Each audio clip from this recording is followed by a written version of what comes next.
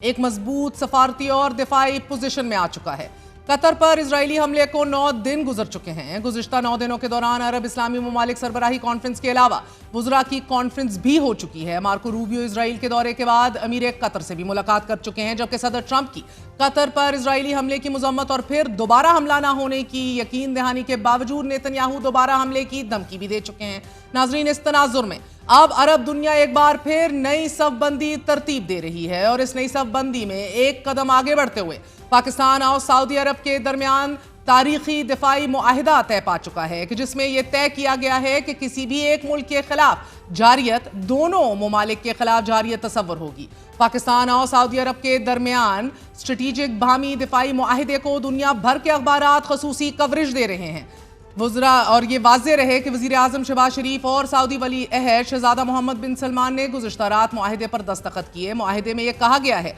कि किसी भी एक मुल्क के खिलाफ किसी भी जारियत को दोनों ममालिक के खिलाफ जारियत तसव्वुर किया जाएगा। मुआहिदे के तहत पाकिस्तान सऊदी अरब के साथ मिलकर हरमैन शरीफैन का तहफ़्फ़ुज़ करेगा। मुआहिदे के तहत मुश्तरका दिफा की सूरत में दोनों ममालिक किसी भी खतरे को मिलकर देखेंगे, जबकि एक मुल्क की ताकत को दूसरे मुल्क के लिए इस्तेमाल किया जाएगा। रियाज में यह मुआहिदा उस पस मंजर में आया है कि जब खलीजी ममालिक और पाकिस्तान खित्ते में बढ़ती हुई कशीदगी, इजरायली कतर तनाज़े और अमरीका के साथ दिफाई ताल्लुकात के हवाले से मुतबादिल तलाश कर रहे हैं। सऊदी वजीर दिफा शहजादा खालिद बिन सलमान भी लिख चुके हैं कि सऊदिया और पाकिस्तान जारहे यानी कि अग्रेसर के मुकाबिल एक ही सफ में हमेशा और अब तक। शहजादा खालिद बिन सलमान ने इस जुमले को उर्दू, अंग्रेजी और अरबी में अलग अलग भी शेयर किया है। पाकिस्तान और सऊदी अरब के दरमियान बढ़ते ताल्लुकात और दिफाई मुआहिदे पर भारतीय वज़ारत ख़ारजा ने अपने बयान में कहा है कि हम इस अहम पेश रफ्त के अपने कौमी सलामती के साथ साथ इलाकाई और आलमी इस्तेहकाम को मद्देनजर रखते हुए इसके मुमकिन असरात पर तवज्जो मरकूज किए हुए हैं और इस पर काम जारी रहेगा। भारतीय सरकार पाकिस्तान और सऊदी अरब के दरमियान दिफाई मुआहिदे पर गौर कर रही है, जबकि भारतीय मीडिया पाकिस्तान के खिलाफ जहर उगल रहा है। इसी तरह इंडियन मीडिया में मोदी की नाकाम डिप्लोमेसी और सफारतकारी के एक बार फिर चर्चे जोर पर हैं। हर कोई ये बात कर रहा है कि मोदी के जो हर किसी को गले लगाने पर होता है, इसकी सफारतकारी नाकाम हो चुकी है। भारतीय मीडिया के कुछ फैक्शंस पाकिस्तान और सऊदी अरब के दरमियान दिफाई मुआहिदे को गेम चेंजर भी करार दे रहे हैं। भारत में ये रद्द अमल फितरी है क्योंकि मौजूदा भारतीय वज़ीर आज़म नरेंद्र मोदी सऊदी अरब का अब तक गुज़िश्ता 11 सालों में 3 बार दौरा कर चुके हैं और सऊदी अरब गुज़िश्ता कई सालों से भारत को तेल का तीसरा बड़ा सप्लायर रहा है। भारत सऊदी अरब का दूसरा बड़ा तजारती शराकतदार है। नाज़रीन, गुज़िश्ता साल भारत और सऊदी अरब के दरमियान तजारती हुजम $42 बिलियन रहा, जबकि पाकिस्तान और सऊदी अरब के दरमियान तजारती हुजम $4.3 बिलियन है। सऊदी अरब भारत में 2 रिफाइनरीज लगाने के लिए भी कोशिश कर रहा है। भारतीय मीडिया के अलावा इंटरनेशनल मीडिया ने भी पाकिस्तान और सऊदी अरब के दरमियान होने वाले डिफेंस पैक्ट को खसूसी कवरेज दी है। रॉयटर्स ने अपनी report Saudi Arabia nuclear arm Pakistan sign mutual defence pact में लिखा है कि सऊदी अरब और जोहरी हथियारों से लैस पाकिस्तान ने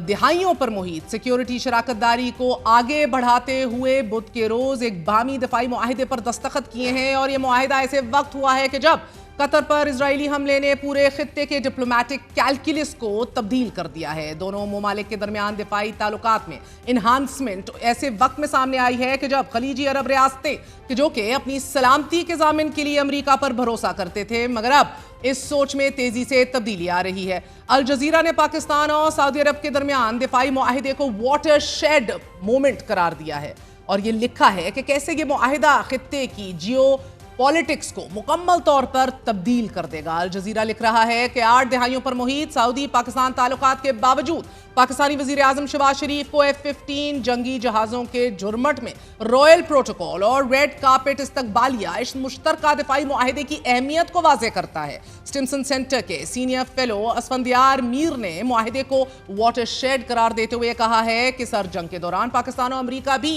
स्ट्रेटेजिक पार्टनर्स थे, मगर 70 की दहाई में ताल्लुकात खराब हो गए। इसके अलावा पाकिस्तान और चीन भी एक दूसरे के साथ दिफाई मुआहिदों में जुड़े हुए हैं, लेकिन इसके बावजूद चीन के साथ पाकिस्तान का म्यूचुअल डिफेंस पैक्ट नहीं है। जबकि यूनिवर्सिटी ऑफ टेक्नोलॉजी सिडनी के south Asia security research Mohammad Faisal का यह मानना है कि सऊदी अरब के साथ ये मुआहिदा پاکستان کے لیے مشرق وسطی میں مزید ممالک کے ساتھ دفاعی معاہدوں کی راہ ہموار کر سکتا ہے، بالخصوص قطر اور متحدہ عرب امارات۔ الجزیرہ سے گفتگو کرتے ہوئے محمد فیصل کا یہ کہنا تھا کہ ابتدائی طور پر یہ معاہدہ پہلے سے جاری دفاعی تعلقات کو آگے بڑھائے گا، مگر ساتھ ہی نئے مواقع بھی پیدا کرے گا کہ جن میں مشترکہ ٹریننگ، دفاعی پریکٹسز اور پاکستانی افواج کے مزید دستوں کی سعودی عرب میں تعیناتی شامل ہو سکتی ہے۔ اسرائیلی اخبار ٹائمز آف اسرائیل نے اپنی رپورٹ میں لکھا ہے کہ یہ معاہدہ قطر پر اسرائیل حملے کے بعد عرب ممالک میں پیدا ہونے والی بے چینی کو واضح کرتا ہے، جو امریکہ پر اپنی سیکیورٹی کے لیے بھروسہ کرتے ہیں۔ ناظرین، ایسوسی ایٹڈ پریس نے معاہدے کو ایران کے جوہری پروگرام کے تناظر میں اہم قرار دیتے ہوئے لکھا ہے کہ سعودی عرب کافی عرصے سے کوشش کر رہا ہے کہ اسے جوہری پروگرام شروع کرنے میں مدد کی جائے، بالخصوص ولی عہد شہزادہ محمد بن سلمان سمجھتے ہیں کہ اگر ایران کو جوہری پروگرام کا حق ہے تو پھر یہ حق سعودی عرب کو بھی ہے۔ جہاں ایک جانب پاکستان اور سعودی عرب کے درمیان دفاعی معاہدہ ہوا ہے، وہیں دوسری طرف شام کے عبوری صدر احمد الشرع نے اپنے ایک بیان میں یہ کہا ہے کہ اسرائیل کے ساتھ جاری مذاکرات کے نتیجے میں ایک سیکیورٹی معاہدہ آنے والے دنوں میں طے پا سکتا ہے۔ معاہدے کو ضرورت یعنی کہ نیسیسٹی قرار دیتے ہوئے احمد الشرع یہ کہہ رہے ہیں کہ سیکیورٹی معاہدہ اس شرط پر ہوگا کہ شام کی فضائی حدود اور علاقائی سالمیت کا احترام کیا جائے اور یہ سب اسلامی قانون کے مطابق اور اقوام متحدہ کی نگرانی میں ہو۔ بی بی سی کے مطابق شام اور اسرائیل اس وقت ایسے معاہدے کے لیے بات چیت جاری رکھے ہوئے ہیں کہ جس کے بارے میں دمشق یعنی کہ ڈمیسکس کو یہ امید ہے کہ اس کے نتیجے میں اسرائیلی فضائی حملے رک جائیں گے اور جنوبی شام تک پیش قدمی کرنے والی اسرائیلی افواج پیچھے ہٹ جائے گی۔ اب یہ خبر سامنے آئی ہے کہ قطری حکام انٹرنیشنل کرمنل کورٹ کے اعلیٰ حکام سے ملاقاتیں بھی کر رہے ہیں تاکہ قانونی آپشنز پر بھی غور کیا جا سکے کہ اسرائیل کے حالیہ حملے کے خلاف کیس کیا جائے یا نہیں۔ ناظرین، ادھر غزہ پر آج بھی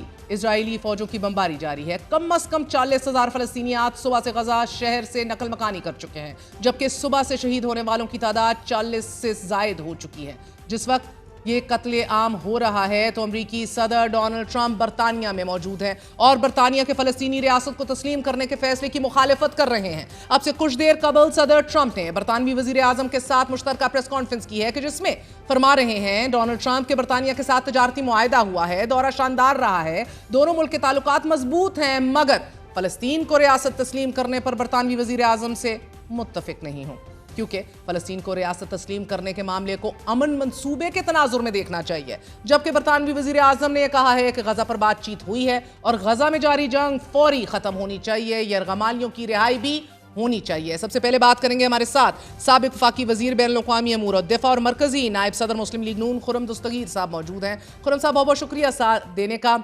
Undoubtedly, sir, it's a landmark moment for Pakistan.